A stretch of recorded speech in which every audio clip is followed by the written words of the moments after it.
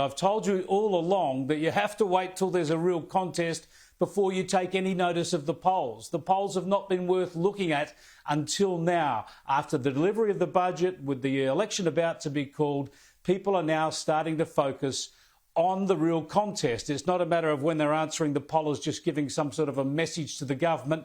Now it's starting to focus as a real choice between Labor and Liberal. That's why the polls are worth watching now. News poll is always the poll most watched because it's been the most accurate over the years. It's the only one I bother with. And I told you once there was a real contest, there would be a tightening of the polls. Sure enough, today in News poll, straight away, we've seen a tightening of the numbers. You can have a look at the primary vote here. The coalition picked up only 1% and 36% is nowhere near enough for them to win an election, but it's on the improve.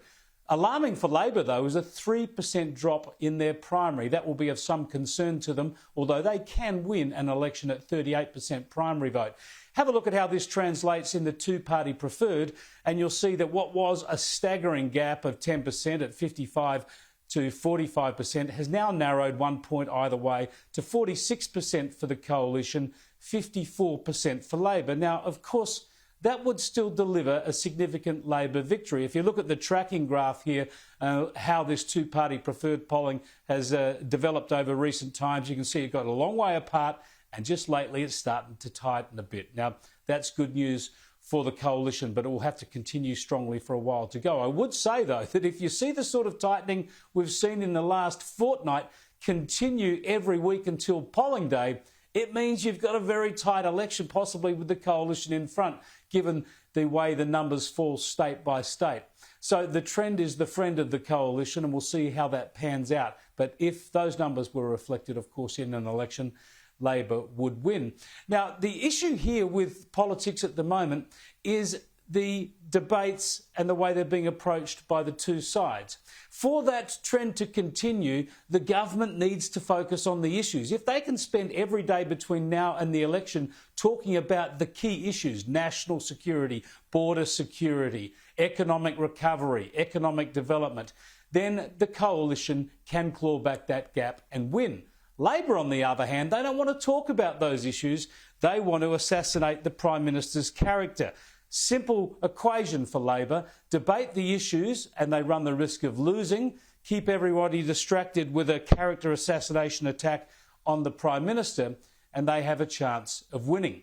Now, let me show you how this plays out through the politics and through some of the media, especially the leftist media in this country. We saw a story develop over the weekend that highlights this dramatically. The story was first run in the Saturday paper, a left-wing publication that comes out every weekend. And this article was written by Anthony Albanese's biographer, Karen Middleton. It raised allegations that were old. These were allegations that date back to Scott Morrison's initial pre-selection to get into politics in 2007. Now, I'll show you how old they were. These were covered more than 4 years ago in a publication called New Politics, a socialist publication, ran all this back in 2018. And even Peter Van Onselen, writing in The Australian back in 2018, he raised all these issues. They'd all been out there in the public arena. It goes back further as well, but there are a couple of examples I was able to dig out today. Now, so this is old news, which means it's not really news at all. It's been dealt with in the past, regurgitated by Anthony Albanese's biographer in the Saturday paper. Yet what did the 9 media papers do with it? Have a look what they did with it. Of course, their anti-coalition tend to be Green Left papers. They made it big news straight away on Saturday, big news on their website, and it dominated for the rest of the day, treating it as a new revelation. And of course, their Sunday papers in Melbourne and in Sydney were dominated by headlines about these old attacks against Scott Morrison, dating back more than a decade, but as I say, old news dealt with in the past. So what does the taxpayer-funded media do with this? It's staggering to see the ABC. No scrutiny here, no scepticism, no dismissing of the story because it was old news, therefore not news. No, on Saturday night, they led their bulletin with this stuff. Race and religion. Scott Morrison rejects claims he used an opponent's Lebanese background against them in a bitter battle to enter Parliament. You didn't say those words? No. A theme comes through about the Prime Minister's character. Hello, I'm Karina Carvalho. This is ABC News. Sure is. ABC News, old news, discounted news, denied news, regurgitated on Saturday night as the lead story. On Sunday night, the ABC, after they dealt with Ukraine, again made it their lead national story. Senior ministers are rallying around Scott Morrison tonight, declaring he's the victim of a political hit job. On the eve of the election campaign, the Prime Minister was forced again today to deny accusations that he'd used racial vilification to help win his seat in Parliament. The opposition says it's a sign the coalition is not fit for another term in office. It's one hell of a caper, isn't it? Old slurs regurgitated by left-wing fringe media, then amplified by Nine media and by the taxpayer-funded media. The next thing you know, of course, the Prime Minister's on the defensive, and Anthony Albanese, well, he's kind of above all this stuff. Have a look. These reports join other reports from within the Prime Minister's own party.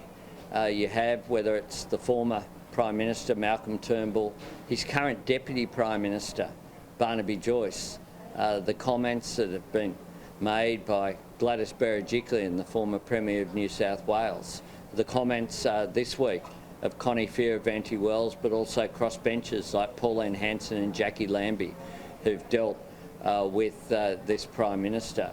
There is a theme comes through about the Prime Minister's character, and I'll leave other people can look at those comments and make their own judgments.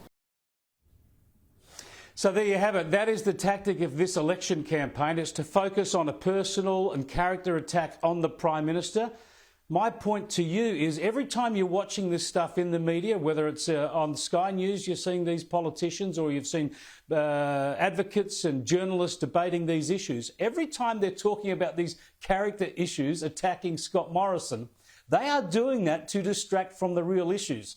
They do not want to talk about economic development. They don't want to talk about how this country has got through the pandemic better than just about any other nation on the planet. They do not want to talk about national security and border security. They want to distract you all the way along and keep the Prime Minister and the Liberal Party on the defensive over personal attacks. Now, keep an eye out for this. It's been happening a long while, and they'll try and do it every day between now and Election Day, which is probably May the 14th. The Prime Minister, on the other hand, his tactic is trying to get some scrutiny on Anthony Albanese over policies, or perhaps even the absence of policies. Have a look.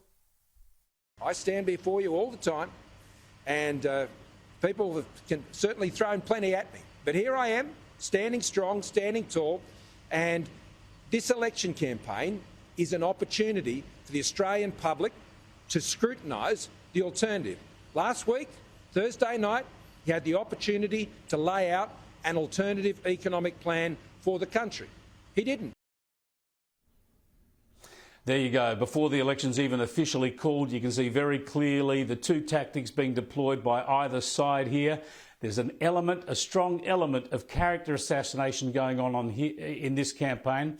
This is ugly American-style politics, but it's happening right here in this country in this federal election campaign.